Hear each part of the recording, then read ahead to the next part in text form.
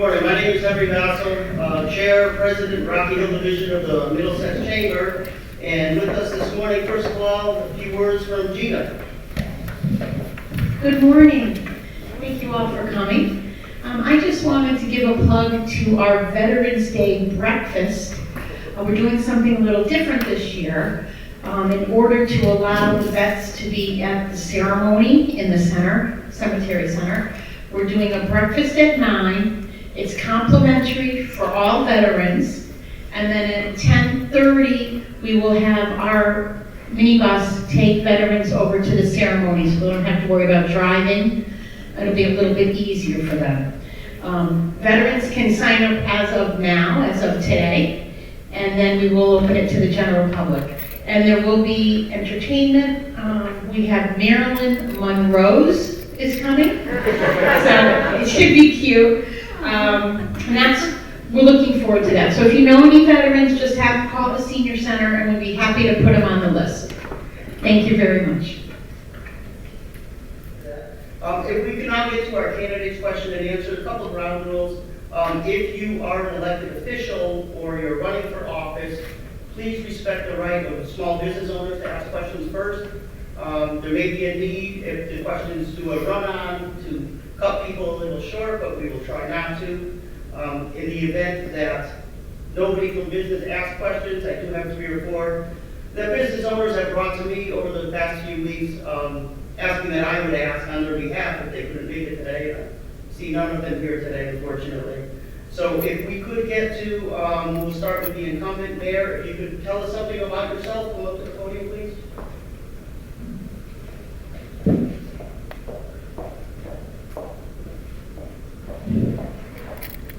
So good morning, everyone. My name is Marotta, and I've had the honor and pleasure of serving as the mayor of Rocky Hill for the past 4 years. I am a recently retired attorney, having spent many years with the Chief State Attorney's Office, Division of Criminal Justice as a special prosecutor, and owning and operating my own business, my own law practice here in town for about 20 years. Where I focused on complex commercial real estate transactions. I currently work for a public university where I'm super excited. I actually head up programming for women in leadership initiatives. So every day that I'm on campus, I have an opportunity to empower our rising leaders, and particularly our women, to get involved and to get active in our community. And welcome to State Representative Carrie Wood, who just came in. So just very quickly, the reason why I'm running for re-election is because we have come a long way in 4 years. We have built a solid foundation for sustainability. We have built a culture of inclusion. Our schools are incredibly strong, and you know, whether you are a resident or whether you are a business owner, in particular our large corporate business owners, the one thing we all have in common is we are looking for strong schools when we're looking at a place to put our roots down. And Rocky Hill is certainly that place. In fact, the state just came out with a study. They were looking at learning loss, and particularly how did the pandemic affect school districts. And I'm really, really proud to say that Rocky Hill ranked at the very top of that report, where we had very nominal learning loss, and that really is a testament to our Board of Education. Our Board of Education was making very, very difficult decisions on a daily basis throughout the pandemic. And one of those decisions was to keep our schools open. And we were one of very, very few schools in our area to do that. And it was hard to do that. But we were very adamant that our children needed the environment to learn. They needed to feel safe. They needed that social, emotional nurturing and the strong academics if they were going to continue to thrive in the school system for years to come. And so, that's happening. I also want to share some really cool information with you. There's a company called Niche. which a lot of folks will look at when they're deciding where do they want to locate, right? And where do they want to raise a family? Well, according to Niche, Rocky Hill is the ranked number 8 suburb in Connecticut for young professionals. So again, a testament to what's going on here in town. Our schools ranked at the very top of best schools to send your kids in 2024. Our teachers ranked as the best teachers to teach your children in 2024, and as the best place for teachers to work. So I really think that we've accomplished quite a bit cleaning up blighted properties and moving major economic development and redevelopment projects forward. Thank you.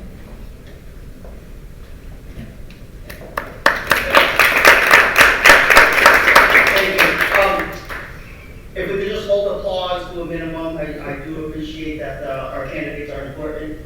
But if you want to applaud me, that's fine. And now we have candidate for mayor, Ken Goldberg. Thank you. Good morning, everyone. Good morning. We could do better than that. Good morning. Good morning. Good morning.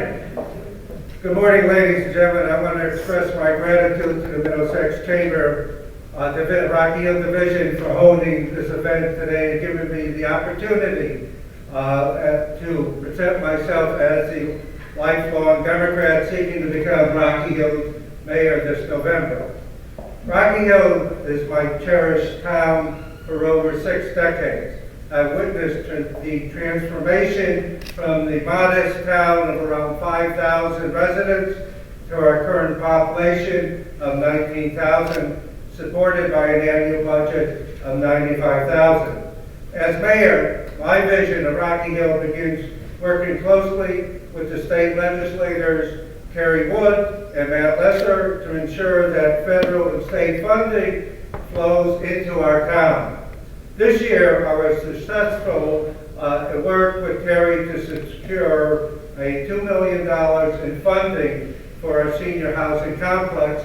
And we just were told yesterday that we're going to be getting an additional $1.5 million for our housing complex for rehab. The portions of the $2 million from the state will be a portion allocated for installation of the first 2 EV charging stations on town property. So this is a great accomplishment for our housing authority. I'm committed to expanding the initiative and propelling our town towards a more sustainable future. Furthermore, our grand list growth has remained flat over the past 4 years, even though Rocky Hill possesses ample opportunity for expansion. We are wholeheartedly committed to our small businesses, which form the heart of Rocky Hill. In addition to supporting our small business community, we are aiming to attract light industries and manufacturing enterprises such as Arbonne and Hinckley to reverse our growth, create employment opportunities, and foster increased housing development. To realize this vision, I work with town officials to prepare shovel-ready projects and host an open house tour, inviting commercial brokers to help broadcast our message to the market.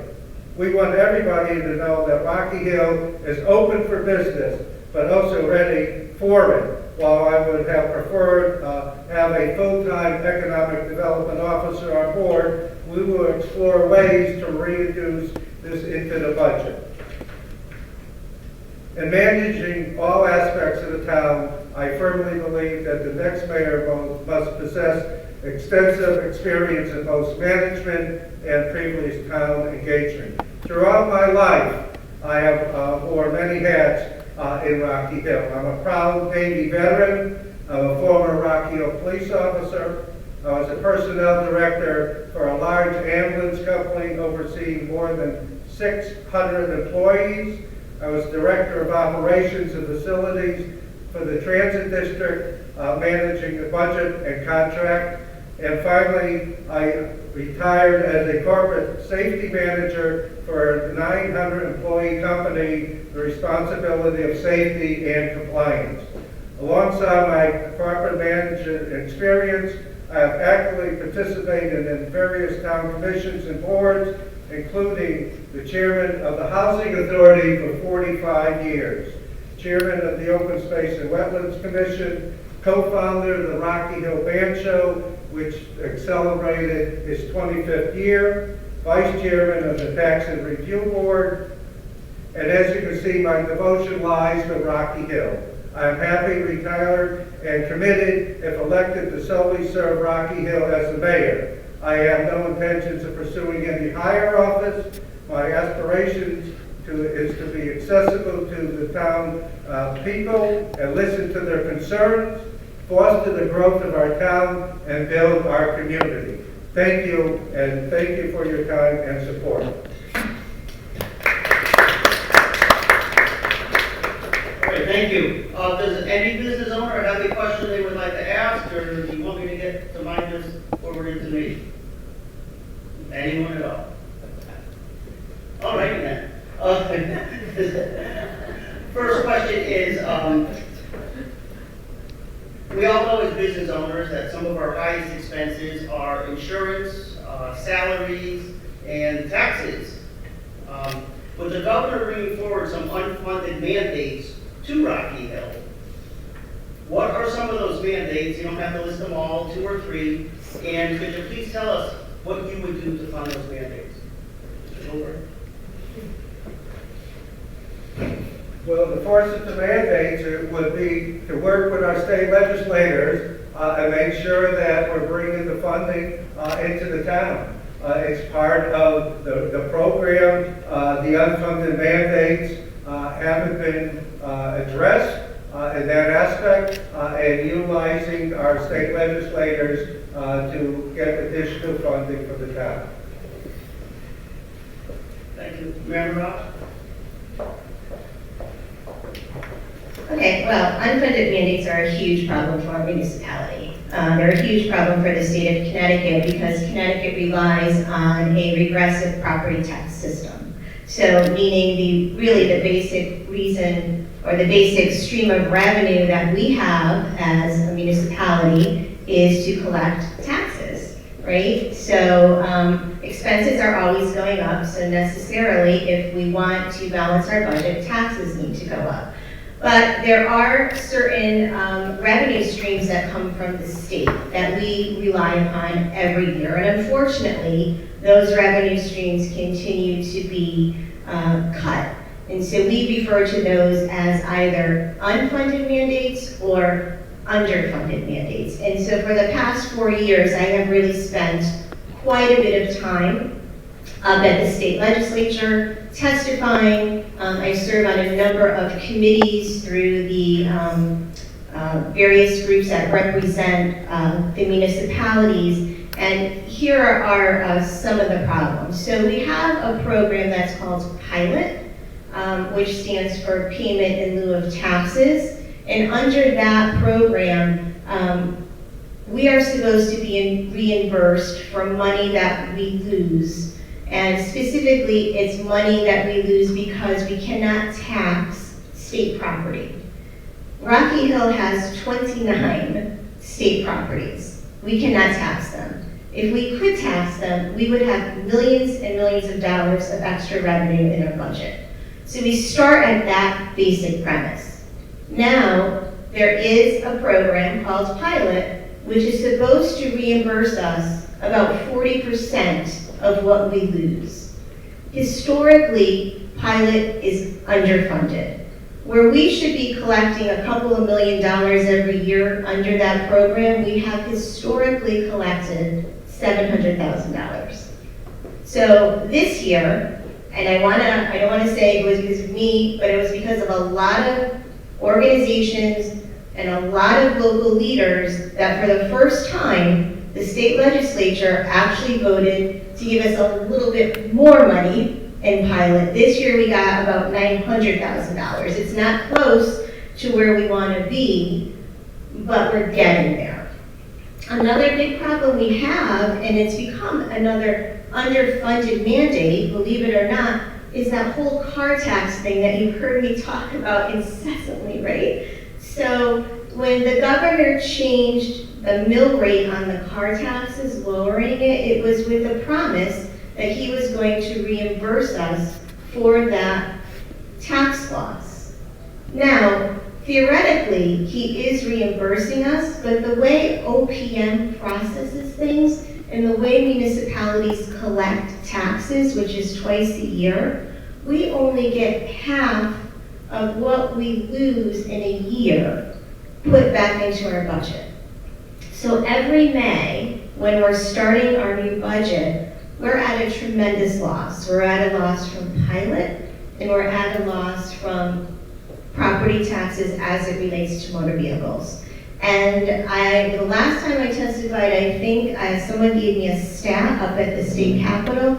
There are 1,000 unfunded mandates on the books. Now, clearly not all of those impact Rocky Hill, but many do. So, that's the issue with unfunded mandates. We gotta keep trying. Thank you. Any other business owners with a question? Yeah, but I actually, as another candidate, I'd like to address that. This is for the mayor's forum. I do apologize. I believe it was called a candidate forum. But it's a candidate forum, you should be allowed to speak. If there's time at the end, we'll let you speak, but right now we have questions. You gotta get to the rest of your questions first. Okay. All right. Are there any other business owners before I have another question? Okay. I had a small business owner come to me who their business relies mostly on foot traffic and residents coming to their store. As somebody who's guilty of shopping on Amazon as myself, how can we get more people and more foot traffic into Rocky Hill to visit these stores? If you would go first.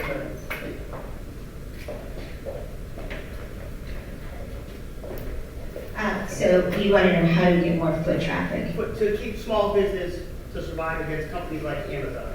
Yeah, well, I think, at the end of the day, it's all about supporting small businesses by making sure that we have a competitive mill rate so that they can open here in the first place. And it's making sure that they have the resources that they need so that people want to come and they want to shop local, because really, if we're not shopping local, we're not supporting the municipality. But it's not just that we have to focus on the resources for the small businesses. It's making sure that the entire community is thriving. It's making sure that the seniors are thriving in place. It's making sure that the schools are successful. It's making sure that we have a housing stock that can support everyone, because that's what's going to ultimately have the businesses come here to town.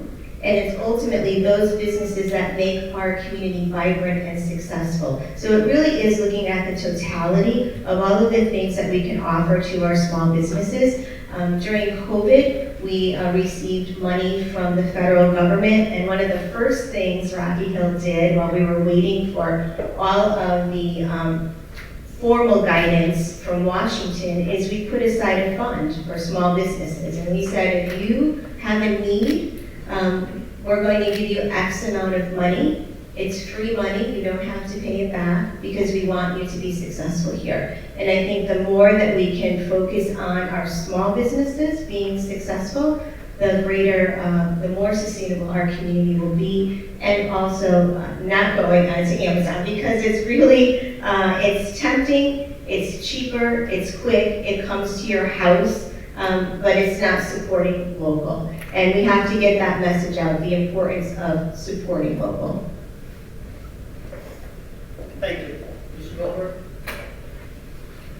I think the small businesses are a heart of any town, and we have to look, and we have to make sure that the small businesses are being protected and utilized by having a job fairs and a different type of open houses for the small businesses, because they are heart of the town and bringing more people into Rocky Hill. And we have to advertise the fact that Rocky Hill is open for business, and the small business is available for the individuals that come into town. We have to also expand our sidewalks. A lot of the areas where the businesses are don't have proper sidewalks for people to get to them. So the small business is the heart of any town, and we have to make sure that there's job fairs and different type of programming for these small businesses. Thank you. I would prefer we don't have a back and forth. That's okay. Okay. The next question is, with taxes ever rising and overhead ever rising for small business, we see big companies coming in and getting tax grants, tax rebates. Some people call it tax giveaways. Could you please speak on that? Taxes have been a big concern in town of Rocky Hill. And every time we look at the budget, there's a lot of areas in that budget that can be reviewed and brought to the fact of why that budget is increasing. Taxes have gone up for the last 4 years, 10%, and this year went up 1.25%. And so we have to take a harder look at the budgets and see how we can stabilize the tax rate in the town. Thank you. Marotta? Yeah, so when I was elected in 2019, the first thing I had promised to do was minimize tax increases, and that's exactly what my administration has done. And the way we do that is we find solutions that help us not be so reliant on the state, that help us grow our grand list. And a perfect example of that is the Ames redevelopment, right? So we see this incredible mixed-use development that is now called Kelson Row that is coming in. And one of the things we did with that particular development is we engaged in a long-term investment strategy. And that long-term investment strategy is also known as an abatement.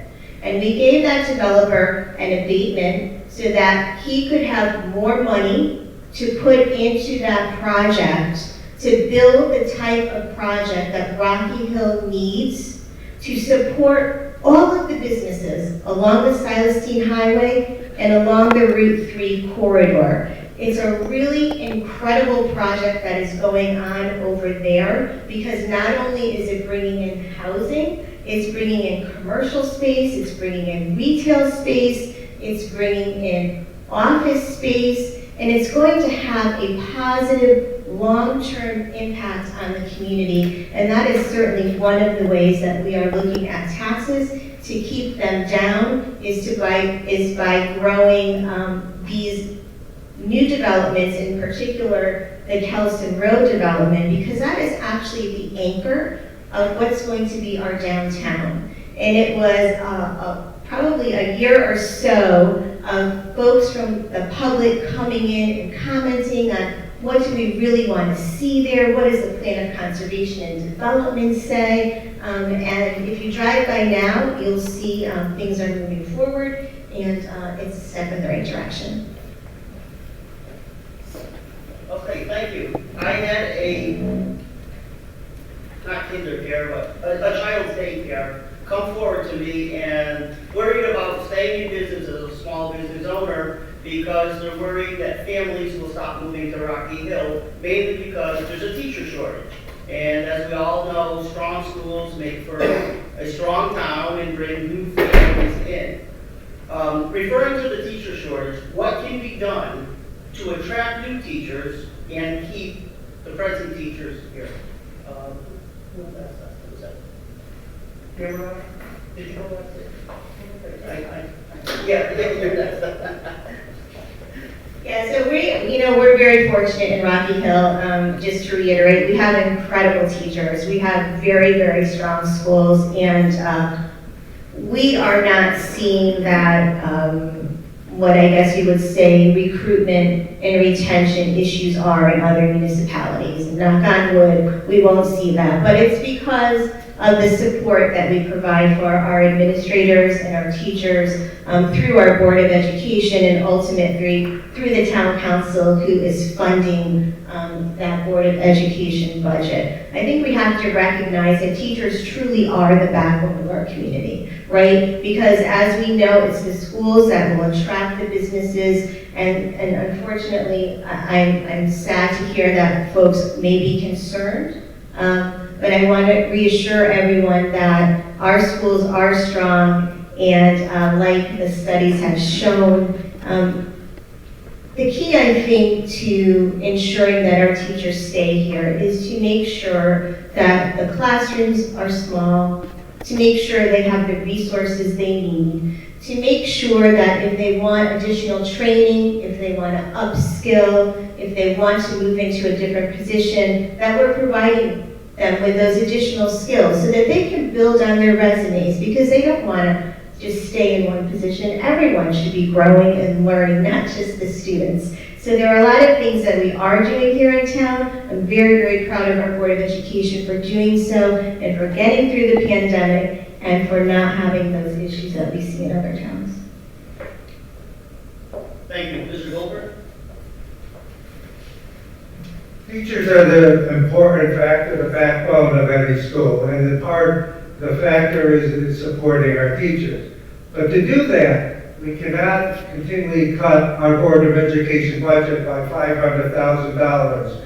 And now the teachers have to pay for their own supplies, and the factor involved in giving the teachers more support while they're in the schools, making sure the fact that they have the supplies that they're utilizing, and making sure that the schools are properly taken care of. And you can't continually cut the budget by doing that, which happened at this last budget session, of taking $500,000 away from the Board of Education and $1.5 million from their improvement program. So to do that, we have to make sure we maintain and keep the teachers that we have now and attract new teachers into Rocky Hill. All right, thank you. Yes? In reference to what you were saying, how do you drive seniors in the community and voting for education and not cutting budgets? What was the question? She said, As far as budget cuts for education for schools, what do you plan to do to help to facilitate seniors in the community to support schools? So I think the question is, how do we get seniors interested in supporting our schools? Correct. Senior citizens? Seniors, Senior citizens. right, no, they may not have kids in the schools. Right, well, It's always a the problem. fact is, senior, I'm a senior now, and I had 2 kids in the school. So it's part of the process. When my kids were growing up, I supported the school, and now as a senior, I support the school. So we have to look at the factor of what involved, and the growth of any town is their children. And the seniors have to realize that that is a part of the community, and the growth for that, yes. What about, well, hold on, if we could let each candidate answer the first question. Okay, it's time for that though. No, understood, but we have to give fair time. Okay, so in terms of Mr. Goldberg's comment with respect to the budget cuts, I just want to clarify something. Mr. Goldberg's referring to our school CIP budget, right? And so in our school CIP budget, there was a large chunk of money that was going towards our air conditioning HVAC systems. What the town council did was not to cut that funding. That project is still going forward. What we're doing is we're phasing it, because that's called long-term fiscally responsible planning. Rather than saying, hey, taxpayers, we have $2 million worth of projects that we need to get done this year, we're actually breaking that into a couple, 3 or 4 chunks, so that we can actually apply for state grant money. Because under that state grant, we are reimbursed 40% of our costs. And that's what we need to do, because that then gives us money to put into other buckets, like the senior center, right? Because the senior center needs to thrive. The seniors are our largest population in Rocky Hill. Well over, I think, a third now of our population is senior, right? Which is why we have this incredible facility, and we want to make sure that we have the money. We don't ever want to budget in silos. That's something that my administration totally got rid of. We do not budget in silos. We will never pit seniors against students. We will never say, you had your kids in school and now you need to pay for other people's kids. That's not how it works. We all share this community. We all have a responsibility because we're dependent upon each other. The schools, the seniors, the housing, the businesses, everybody needs to thrive. Everybody needs a piece of the pie. Great, thank you. And your follow-up questions? It was just that because not all seniors have kids in the school system. So the kids, grandkids in the school systems. So part of what the question was that Jenny had was, how are we encouraging those seniors to want to vote towards that and also help with that? Because we're very big on making sure with our seniors that they still feel part of the community.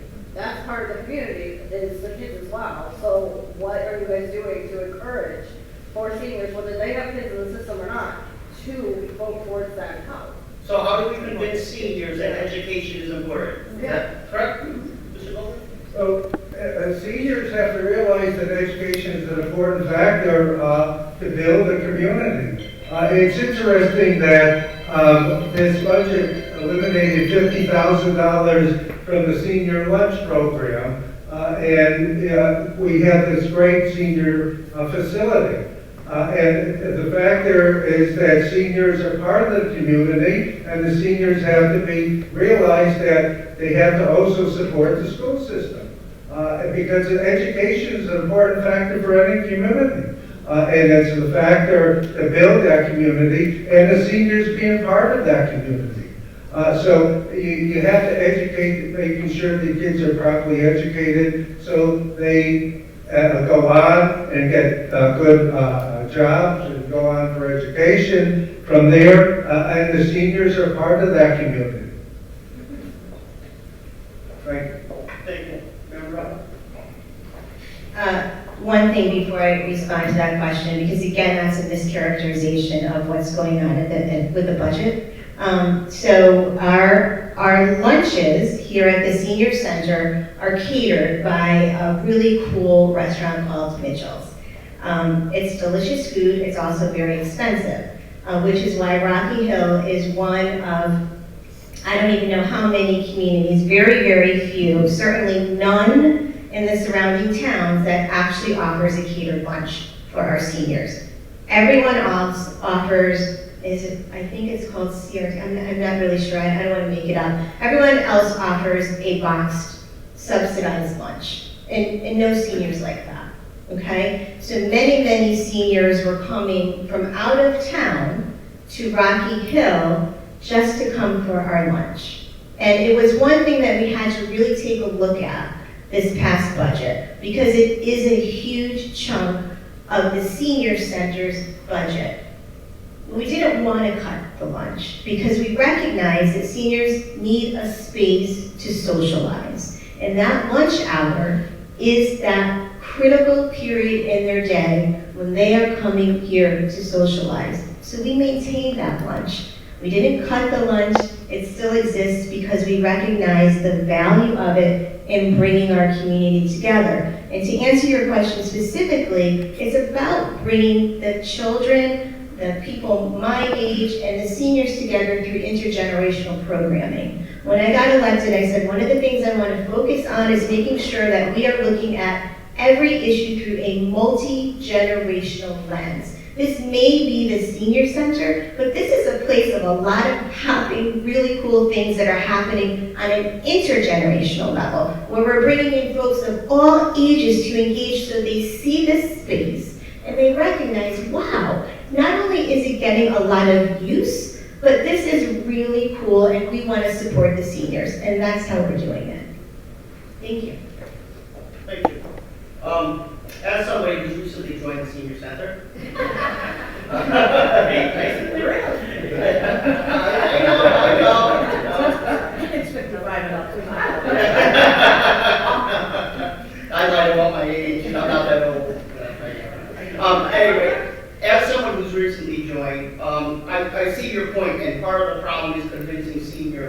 this is good. So our largest single investment in our life is usually our home, our real estate. And without keeping the town popular and keeping it alive and people wanting to move there, usually because of the schools, nothing else is going to keep our real estate values high. So being my largest investment as a senior, I want real estate high to protect my investment going forward. With that said, as a senior, what can we do about protecting seniors' taxes and keeping them as low as possible? Member Rob, if you could go first this time. Yeah, my administration is always focused on minimizing tax increases. We recognize that the senior population is on a fixed income. The fact of the matter is we're all on a fixed income today. The economy is really in rough shape. Inflation is very, very high. The cost of doing anything and everything is outrageously expensive. So we do focus on our budget from a multi-generational lens. And I can't say that enough, because we want to keep our seniors here and thriving in place. Because if our seniors leave home, or they go to live with family members, or they leave town, that's a huge chunk of our population that's missing, and it starts to erode our community. We have to recognize that all of us at some point are going to be at that age where we're going to utilize spaces like this, where we're going to need a campus. And that's what we're creating here. We are creating one-stop shopping for our seniors. They can come and get their blood pressure done, they can engage in social activities, they can get advice from whomever may be here to discuss issues with them. We have our Youth and Human Services Department here working with them. So we really recognize that we have to keep our taxes as low as we can. We have resources for our seniors who qualify for certain tax breaks. They certainly have that as an option toward, to work towards. But again, we're always budgeting from that multi-generational lens, because we do appreciate that fixed income. Thank you, Mr. Goldberg. When I took over as the chairman of the Housing Authority, there was a great need for housing for the seniors. We built the Willow Street project, which is a 40-unit project, and part of that project was to make sure the seniors had a decent, affordable housing location. After that, I decided to go to the state and purchase, or go to the state and get additional money to build the 20 School Street project, which is additional 30 units. We have 70 units presently. Unfortunately, we have a waiting list on that. But part of this is making sure that the seniors have an affordable area that they can live in. This complex was built because the Democrats had the idea that there was a senior center needed for the town of Rocky Hill and supported that activity. We looked at additional housing that we're presently looking at with the state to get additional funding for housing, because the factor is everything is going up and the affordability for seniors is getting more costly. So we're looking at these ideas and programs every day to build additional affordable housing for the seniors. Thank you. Thank you. Yes, any questions? Yeah. First of all, just a quick comment. With little time remaining, I would request that you open it up to some questions and answers from the audience, since I think we have many, and I know you're running short on time. Second thing about the seniors that I just want to address is that this time, I know at the town council meeting, many seniors had to actually come up and give a lot of stories about the lunch program. And without them coming up and advocating for the lunch program, I'm not sure where this would have ended up today. So just to answer about question asked for both of you guys about the seniors being invested into the school system, the town is also very invested in the seniors, and we do want to protect their lunch program. We do want to protect the town here. And is it right for, just for example, for parents that come up and talk about the HVAC program at Stevens School that has been pending for many years now? Same thing, is this going to become a thing where every year seniors do have to come up and literally fight for the lunch program? And that's, so if it is something that we want to look at, not funding in silos, but clearly integrating both communities, one serves the other. Many parents don't have seniors that come to the senior center. That doesn't mean that parents don't support the senior center. Okay, did you have an actual My question? question I do is- apologize, we're actually already out of time. My question We'll get this is, how are we addressing it such that seniors don't have to fight for what you claim to be such a problem thing for lunch programs, and at the same time, parents also getting what they need, which is, we had state grant funding, right? Did we not have funding? Okay. First of all, you need to ask the questions of me, and then I will bring them to the audience. But this being that we're already out of time, we're 2 minutes past, we were stopping at 10 for other comments from the chamber. As part of your closing remarks to both candidates, if you would like to answer that question, that would be fine with me. Mayor Marotta, if you'd like to give any closing remarks and answer that question? I don't really know what the question was. It sounded more like a comment from our Democratic Chair. chair. Thank you. But I will say that we have eliminated budgeting in silos. That was something that my administration did. And I want to say that the seniors coming to our budget meeting was probably the most wonderful example of the democratic process that I've ever seen. Because, you know, folks sitting on the council or folks sitting on the Board of Ed don't always know what's going on as much as they try to stay involved. We need to hear from people. We need to hear from the seniors. This lunch is so, so important to us. We heard that, and we maintained it, and that's how local government works. It's a process, and when we work together, really good things happen. So, is it closing? This is your closing, your final statement? Okay, well, I just want to say, you know, it's been an absolute honor and privilege to be able to serve as mayor. I think that we have together accomplished a number of incredible things, and I really hope that I have shown to you my ability to lead as a local leader. I've certainly worked tremendously hard. I have become the only mayor in Rocky Hill who is a Connecticut certified municipal leader representative, which means I have taken classes to learn how to work the budget and all kinds of things that happen in town. I belong to a number of committees, and you should know we all do this on a volunteer basis, right? There's no compensation, there's no gas mileage, there's no nothing. But in order for me to serve you best, I serve on many, many committees at the federal, state, and local level. I am a bipartisan leader, and I think that is exemplified by the fact that Governor Lamont has appointed me for 2 years. It will end in 2025 to serve on a special committee that was created by state lawmakers to address the opioid crisis. And I'm really excited to do that because I actually started out my career in crisis intervention, working with duly diagnosed people coming in and out of incarceration. So we've kind of come full circle. I'm delighted to serve in this capacity, and I would truly be honored if you could give me another 2 years. Thank you so much. Thank you. Thank you, Mayor Marotta. Mr. Goldberg, your closing remarks. Thank you.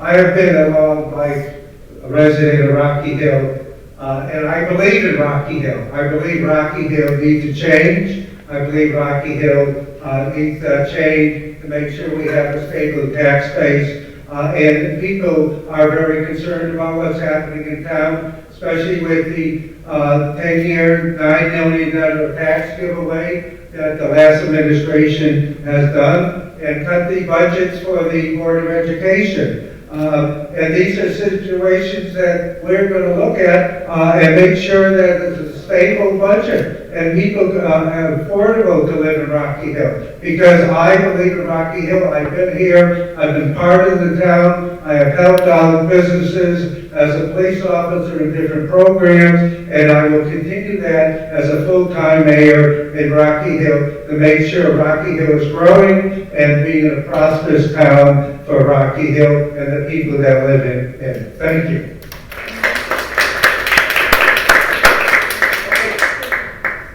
I do apologize. Okay, I do apologize. Okay. Thank you to Mayor Marotta.